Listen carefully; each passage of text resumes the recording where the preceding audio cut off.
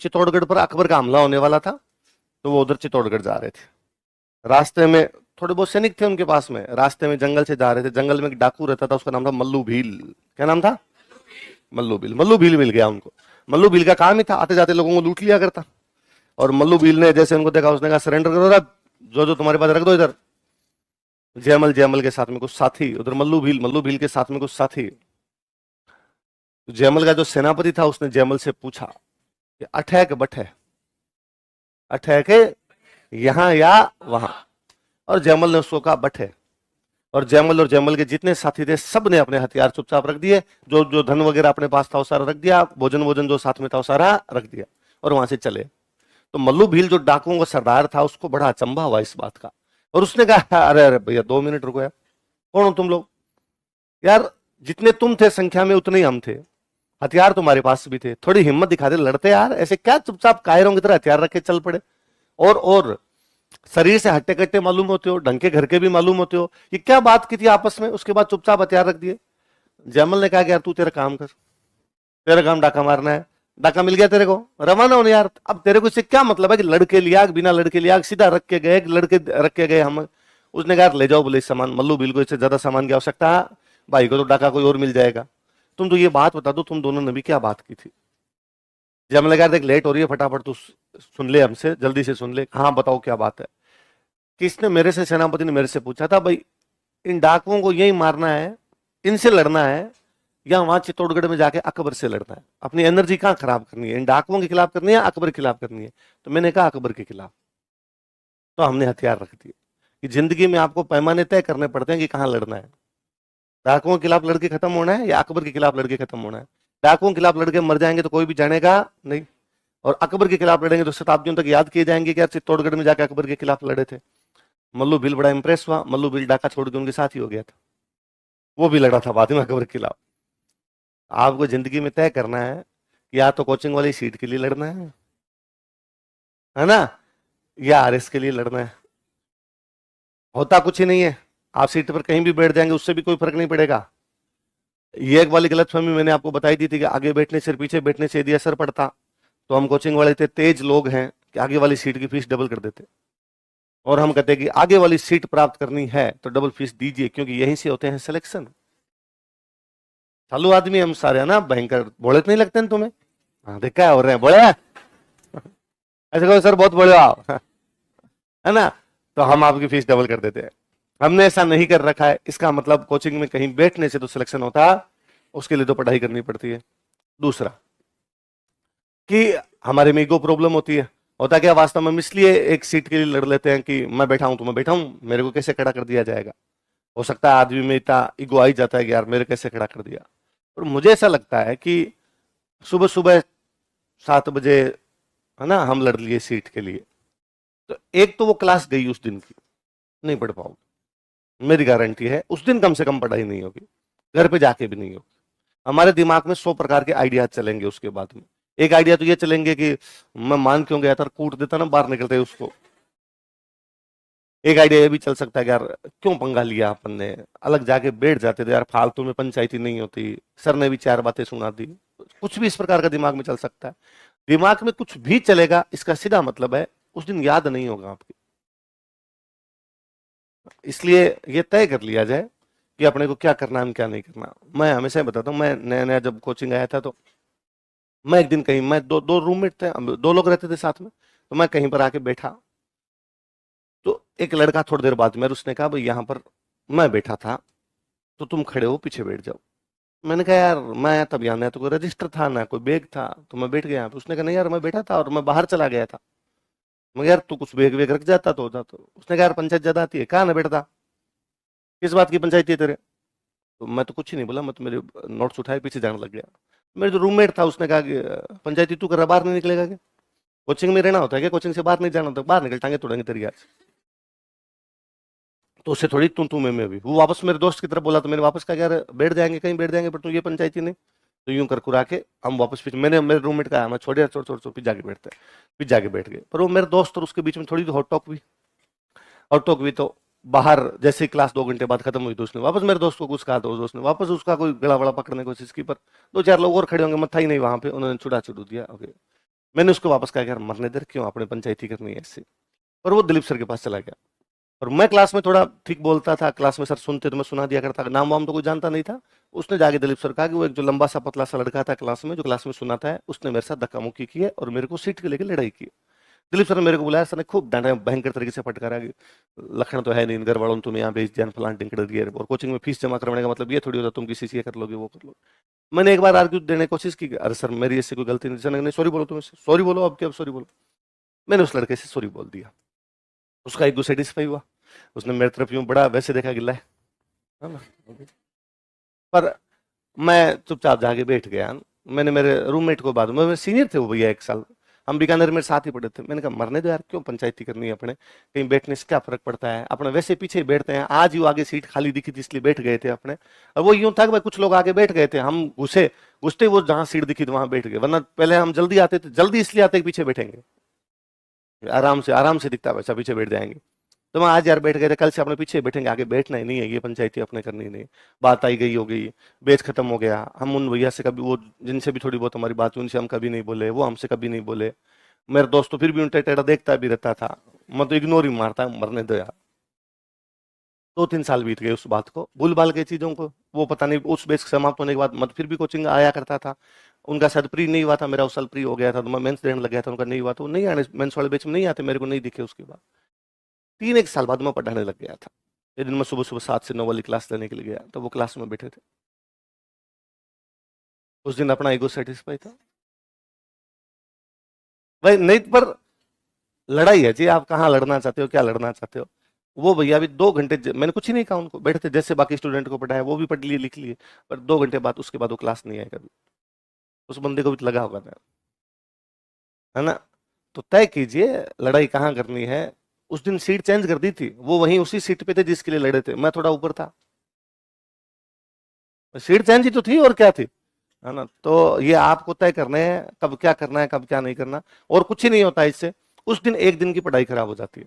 और मेरा, मैं क्या, हम स्प्रिंग बोर्ड में जीते लोग हैं, तो हमारे में साइंस वाले डॉक्टर साहब को छोड़ के हम सारे स्टूडेंट हैं सर के, तो यही तैयारी करते थे और करते थे। तो हमारा वो प्रथम दृष्टया एक्सपीरियंस है इसे मेरा, तो मैं व्यक्तिगत हमेशा बताता हूँ कि जिस दिन क्लास के अंदर बिना किसी से बात किए, है ना, मेरा ये भी रूल था कि भाई 4 घंटे की क्लास है, 2 घंटे की क्लास है, तो किसी से बोलना नहीं है उन 4 घंटे। बाहर जाके मैं पंचायती कर लूंगा, हो सकता है जिससे मुझे बातचीत करनी है, मैं उस दोस्त को लेके चाय की थड़ी पे बैठूंगा और अगले 1 घंटे तक उसे बातचीत कर लूंगा, या बाहर कोचिंग के बाहर खड़ा होकर बात कर लूंगा, या मेरे रूम बुला लूंगा उसको, आ जाए यार आज शाम को पंचायती करेंगे, मूवी देखने चले जाएंगे। ये जब क्लास में 4 घंटे चल रहे हैं तब नहीं बोलना आपने, तो बोलना ही नहीं है किसी से। और यदि मेरे पड़ोसी ने कभी बोलने की कोशिश की तो मैंने अगले दिन सीट चेंज कर दी।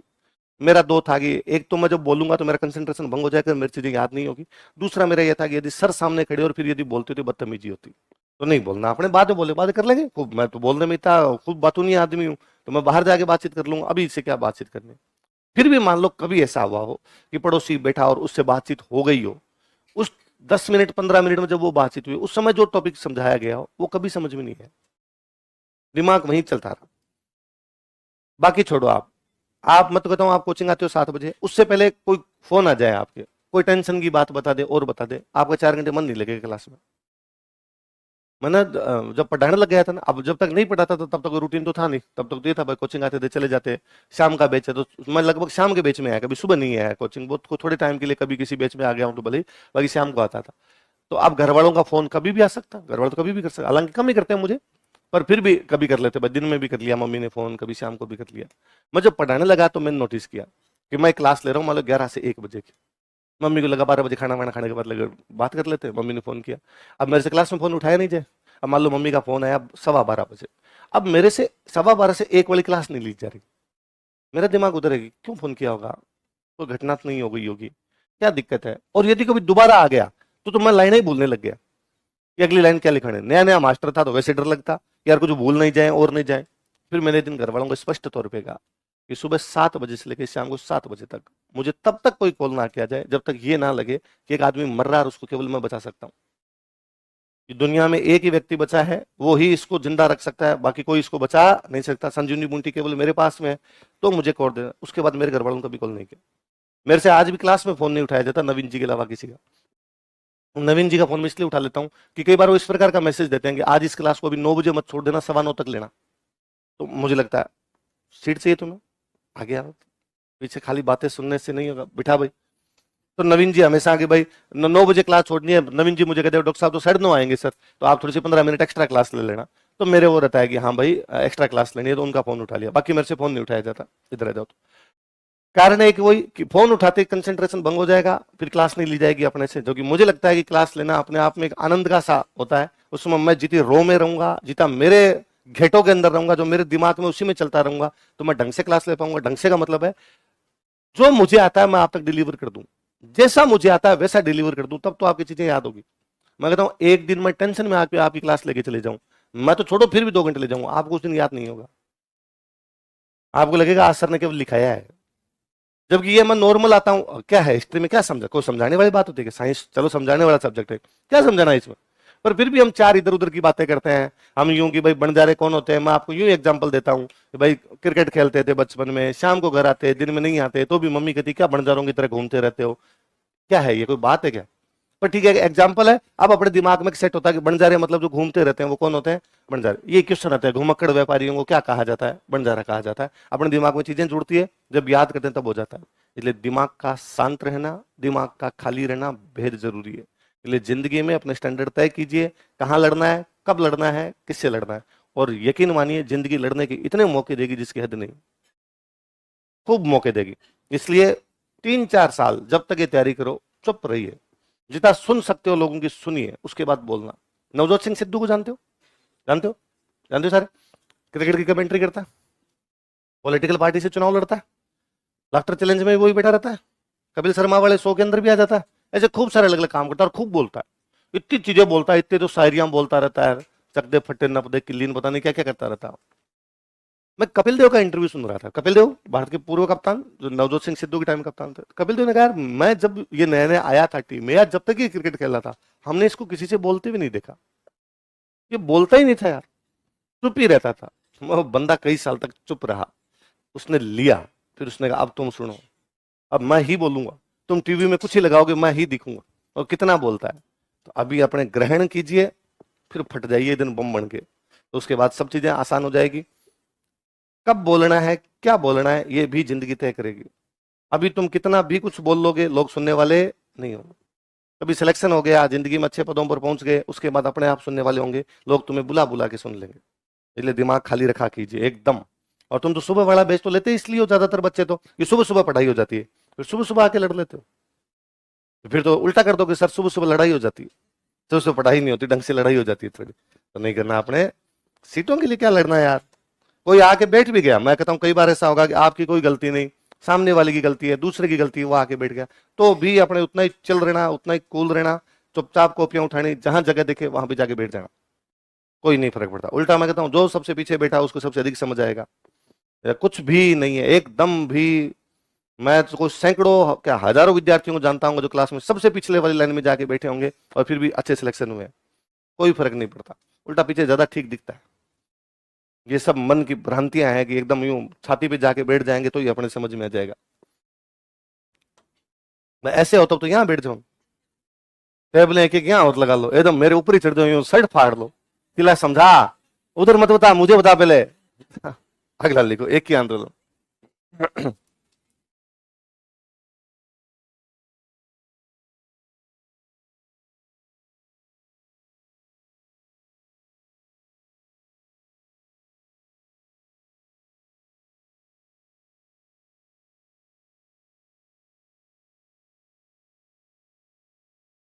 जय इसी का एक नाम और है, भूमट भील आंदोलन।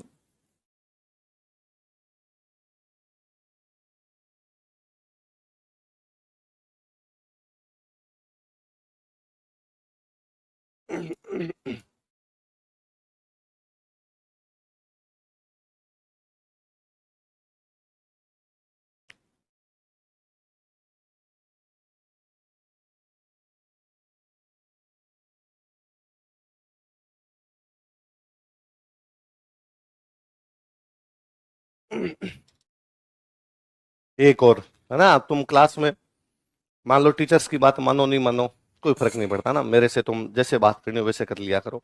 मैंने तो शुरुआत में तुम खड़े भी होते तो मैंने मना किया था कि ना कोई टीचर से अपने क्लास में खड़े होने की कोई आवश्यकता नहीं है, उल्टा तुम तो मुझे यदि खड़ा होकर ये भी पूछ लो कि नहीं अरे राजवीर ये दोबारा समझा दो तो मैं समझा दूंगा, अपने कुछ ही प्रॉब्लम नहीं है, कोई फर्क नहीं पड़ता। आपने सर वाली गुरु जी वाली वैसे ही कोई बात नहीं, और कौन से एंगल से सर लगते हैं, हमने तो अपने है भी नहीं। पर ये बाकी स्टाफ वाले जो बातें कहे सारी मान लिया करो, ये केवल व्यवस्था बनाते हैं, इसके अलावा कुछ नहीं करते।